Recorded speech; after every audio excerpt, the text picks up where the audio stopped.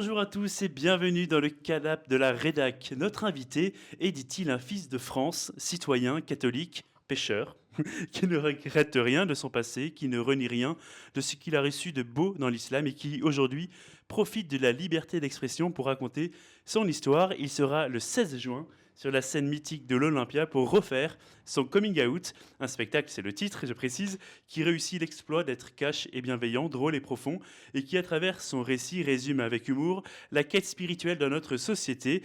Alors, il est aussi metteur en scène de Monsieur le curé fait sa crise, en tournée dans toute la France, et il était aux côtés de Gad Elmaleh dans Reste un peu. Ça tombe bien, il reste un peu avec nous. Bonjour, Mehdi Jadi. Bonjour, et c'est un vrai plaisir de rester un peu dans ce beau canapé. J'ai tout bien dit. Ouais, parfait. Parfait. Merci beaucoup. Ouais, merci, bonne journée à toutes et à tous. Non, Mehdi, alors, vous le savez, hein, parler de religion et tenter d'en rire, c'est quand même assez inflammable en France. Et pourtant, vous avez avoué, c'était dans les colonnes du Parisien, que ce spectacle était une urgence artistique. Pourquoi ? Parce que justement, je voyais dans mon quotidien des crispations face aux autres qu'on ne connaissait pas, parce que j'ai la chance de côtoyer des milieux qui sont très différents. Et je me suis dit, mais avec mon histoire, voilà, je peux créer des ponts. Et je fais partie d'une génération et d'un quartier populaire où on aimait se vanner. Et je me suis dit, mais il n'y a pas de raison que ça ne puisse pas marcher sur scène. Il y a une urgence artistique à raconter cette histoire singulière qui raconte l'universel. On a tous reçu des choses. Qu'est-ce qu'on en fait ? Qu'est-ce qu'on choisit ? Comment on regarde l'autre ? Quel est notre rapport à la foi, à la spiritualité ? Et je me suis dit, mais j'ai un sujet qui est certes inflammable, mais qui est surtout très drôle, quoi. Quand on y va sans vouloir blesser, bah ça peut être très drôle parce que il y a quand même beaucoup de situations d'humour dans le spirituel, dans la religion, dans notre rapport aussi à ça et aux autres. Et pourtant, on a l'impression que votre histoire, on peut s'identifier facilement parce que justement, vous avez parcouru un peu, on parlait d'Odyssée avec Ludo Fresne, vous avez fait un peu un vrai voyage finalement spirituel. Et il y a beaucoup de jeunes qui sont sensibles à ça. Ouais, c'est une odyssée spirituelle singulière, mais justement qui raconte vraiment quelque chose de la France. Quand je suis un fils de France, je suis un fils de France dans sa pluralité. Ouais. Il y a une vraie richesse en France. On a fait le pari justement de vivre ensemble. Et ce n'est pas un concept. Il y a très peu de pays dans le monde où vous pouvez vivre votre foi, peu importe laquelle, et en changer.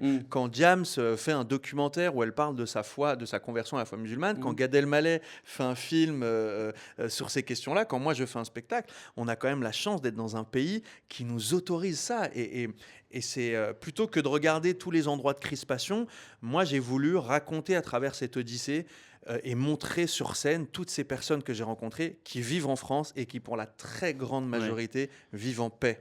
Vous dites que vous avez pris le parti pris de vous raconter avec humour, dérision et respect. Le mieux, c'est de regarder tout de suite une petite bande-annonce. Aussi loin que je me souvienne, enfant, j'ai toujours cru en Allah. Et comme en écrivant ce spectacle, j'avais pas ultra envie d'avoir une fatwa sur le dos et qu'avec un titre comme Coming Out, j'avais peut-être plus de chances d'avoir des subventions d'État, j'ai dû faire un choix. Jésus, Isa, c'est un prophète, il a été envoyé par Dieu. Vous, les chrétiens, là, vous vous êtes égarés, vous avez commencé à l'adorer. Et heureusement que le prophète Mohammed, il est venu vous dire que vous vous étiez égarés. Point. Point. Point virgule. Très beau spectacle, très sincère, vraiment extraordinaire. Si vous devenez catholique, vous allez vous attirer des ennuis. Mehdi réussit le petit miracle de rassembler des gens différents. J'ai adoré. J'ai trouvé que c'est un spectacle sur la tolérance, c'est intelligent, c'est subtil. Lui, il est très sympathique, on a envie de l'aimer. Ils ont dit oui. J'ai dit alhamdoulilah.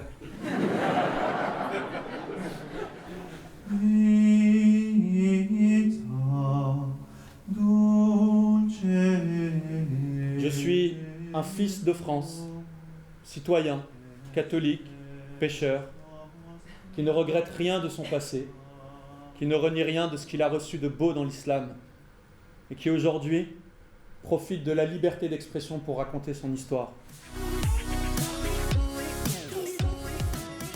Alors, Mehdi Jadi, très belle bande-annonce. Ouais.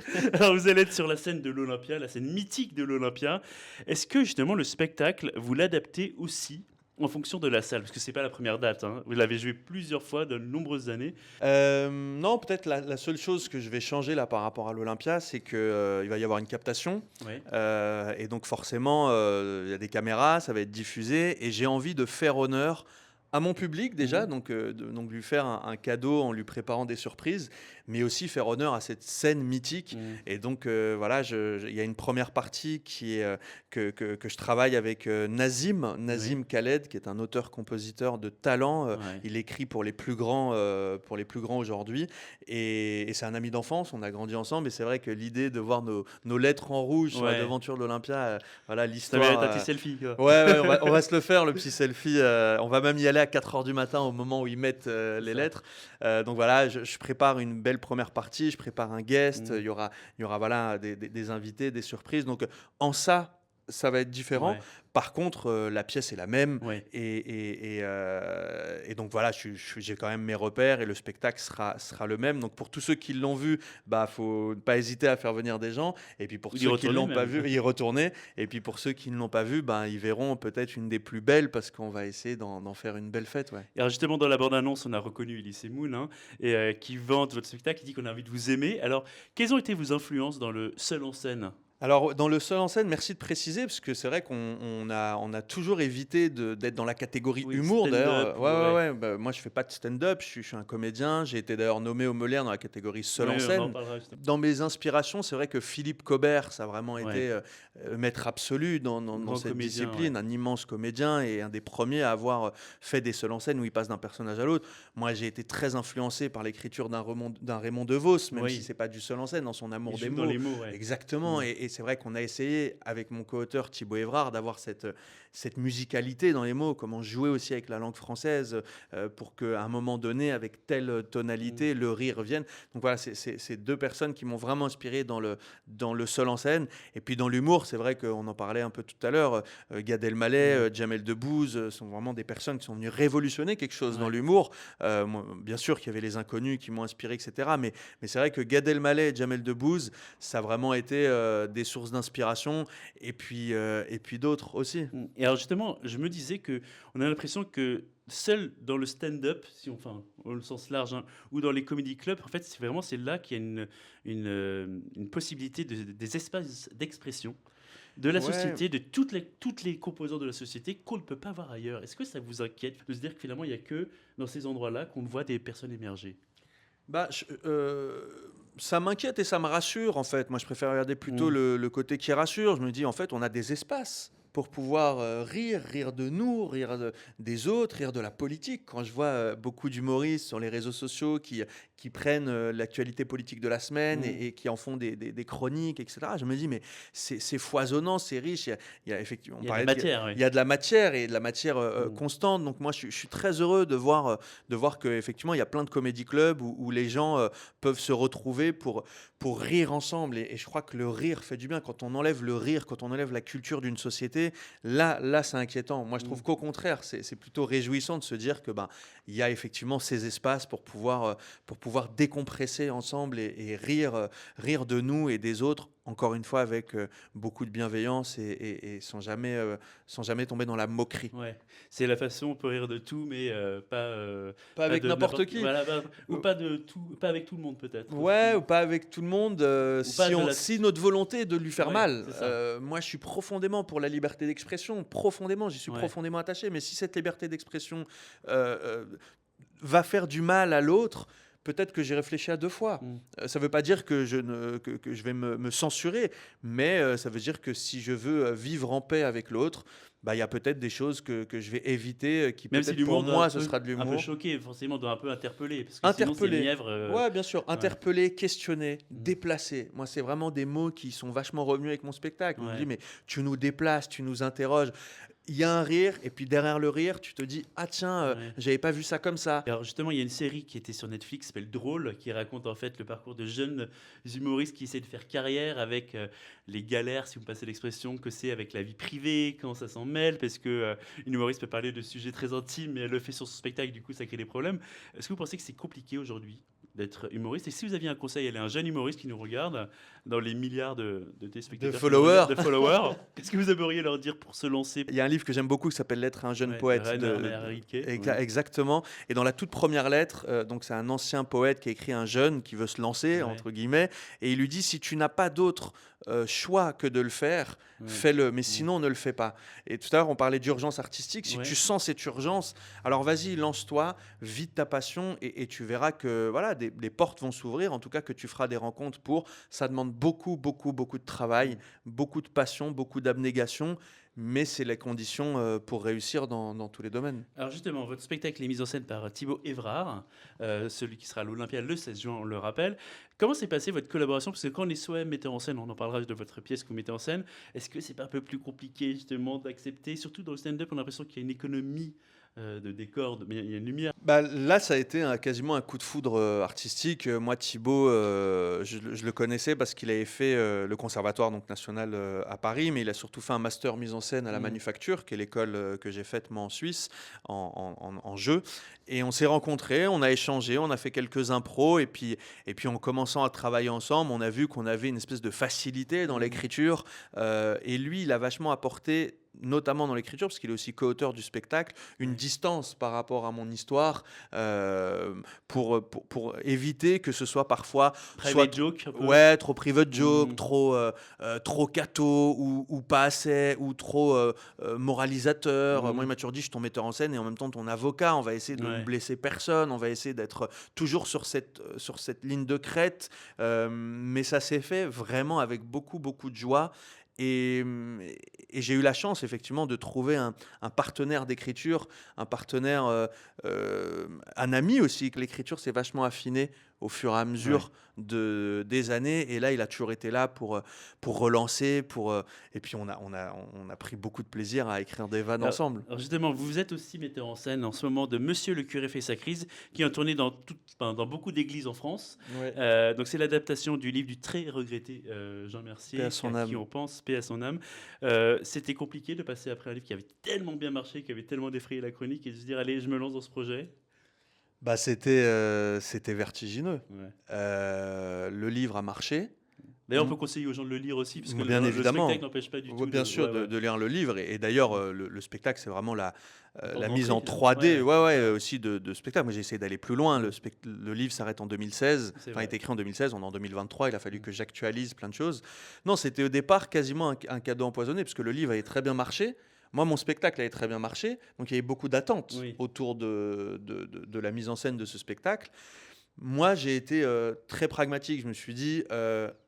on est en plein synode sur la synodalité. Ça va être ma contribution à ce synode. Par l'humour, encore une fois, parce qu'il y a beaucoup d'humour dans le livre, et j'ai essayé d'en saupoudrer aussi avec ma patte drôle, dans la mais pièce. c'est un peu acide parfois. Hein. Ouais, acide, profond, ça interroge notre rapport aux prêtres, notre rapport à l'Église, les rapports entre nous, les différentes sensibilités dans l'Église. Enfin, ça pose de vraies questions. En tout cas, là aussi, ça interroge, ça déplace, ça permet aux paroissiennes et paroissiens de pouvoir ensemble s'interroger sur ces questions à la suite de la pièce. Donc moi, c'est ça qui m'a motivé. L'idée de rire dans une église, retrouver cette chaleur entre nous, retrouver le sens de la fraternité, le sens de la communauté paroissiale.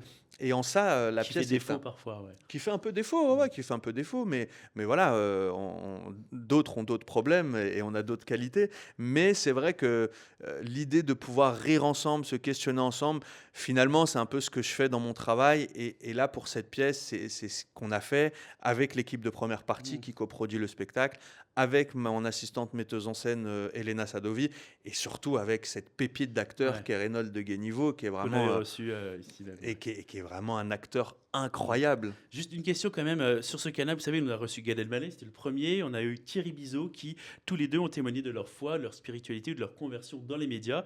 Est-ce que quand les personnalités prennent la parole, vous vous sentez moins seul? Ouais, je me sens moins seul. J'ai l'impression d'avoir un peu essuyé les plâtres, parce que il n'y a pas que Gad Elmaleh et Thierry Bizot. Il y en a plein d'autres. Moi, quand j'ai commencé, dans l'écosystème chrétien, il n'y avait personne. Même quand je demandais un peu d'aide, etc., il n'y avait pas les compétences, et ni les compétences ni les envies. On pensait que la culture, c'était pas quelque chose d'important. Aujourd'hui, je suis très heureux de voir... Alors, ce serait mentir. Il y avait des choses qui existaient. Je ne suis pas en train d'insulter le travail de plein de gens, etc. Mais quand même, la façon de publiquement, la façon dont on fait des projets de qualité, ça, effectivement, j'ai l'impression que j'ai fait partie de ceux qui avons un peu montré que c'était possible. Parler de sa foi ou parler de ces sujets-là, parce que j'ai aussi beaucoup de musulmans qui m'écrivent en me disant merci, tu montres qu'on peut parler de la spiritualité sur scène. Ben ouais, j'ai l'impression que je contribue à un peu ouvrir les portes et Un petit coup de pied dans la fourmilière. voilà, ouais, c'est Alors ça. justement, est-ce que quand on s'appelle Mehdi Jadi, on n'a pas peur d'avoir que des rôles de cadeau de service? Non, la preuve est que le cinéma C'est est là tout pour brutal, me, oui, pour me justement. rappeler que voilà, j'ai parfois des rôles d'arabe de service C'est ça. dans le cinéma. Non, moi j'essaye toujours de... Évidemment, c'était de l'humour, c'est Ouais, ouais, ouais, catalogue. ouais. Alors, Mehdi Jadi, c'est l'heure de votre photoscopie. Ah, Le principe est simple. On le vous nom montre- fait flipper un peu Ouais, quand même. c'est Photoscopie, pas- j'ai ouais, l'impression photoscopie. qu'on va avoir un truc chelou chez Et le là, médecin. alors, rassurez-vous, là, on va vous montrer les photos et charge à vous de nous dire ce que ça vous évoque.